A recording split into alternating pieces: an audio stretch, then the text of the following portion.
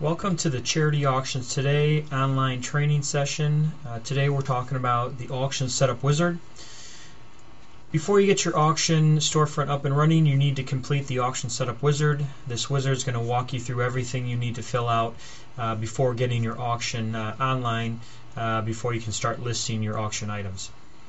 So before, what we're going to do is we're going to start with filling out your store name and then a store description. This is just going to tell everybody the name of your auction, and then also gives a good description of your auction, who you're raising money for, what you're going to do, what your causes are, anything that you want to notify your potential bidders about your organization. You put in right here under the store description. Next thing you want to do is upload your store logo. All you have to do is click the upload button, browse your computer, find your logo, hit upload. And once it's uploaded, you're going to see a thumbnail of that logo right in the center of your screen. Next thing we do is scroll down and we fill out our store features. All of our store features are geared towards either raising more money or making your auction more viral by referring friends, connecting it to your Facebook, Twitter, and MySpace pages. People can donate cash directly to your organization. You can add progress thermometers, sponsor us, links, and also people can donate items directly to your organization. All you have to do to accept or put these onto your auction is either put a check mark in the box or take it away. All the items with check marks will show up in your auction store. Next thing you do is you put in your direct payment settings. So this would be your PayPal email address. We also work with a company called Vanco Services.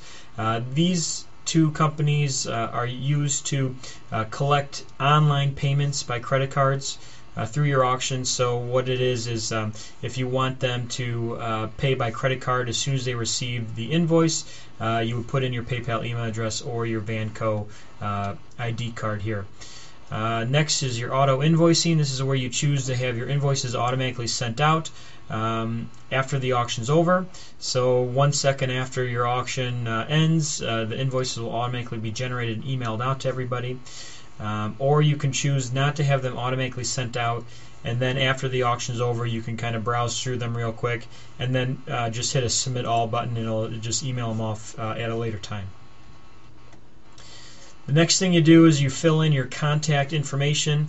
This is only to be shared with the winning bidders. So if you have one person that is going to be in charge of filtering phone calls for payments or locations and times for picking up items, this is the person you're going to put in the contact box. The next is the custom categories or just the category link. This is where you're going to choose what categories that you want to show up inside of your auction. We have several default categories right here that you can choose from. If you don't see a category that you like, you just create your own custom category right here. You just put in the name of that category, what order you want it to show up in the list, and click add, and it'll just automatically put it in the available categories section.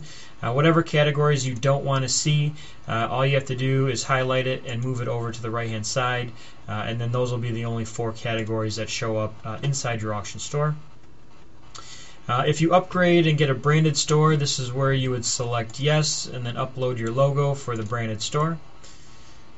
Next thing is your basic auction item information. So this is going to be your auction start times, end times, your listing type. You can choose to list it as pre-bid only, view catalog only. What these two, the pre-bid and the catalog only, are more for if you're hosting a live event and you want to put your items online for pre-bidding before that live event. They can do that here. Or you can just do strictly online, and at the end a winner will be chosen and invoices will be sent out. You can choose your currency. We work with several countries.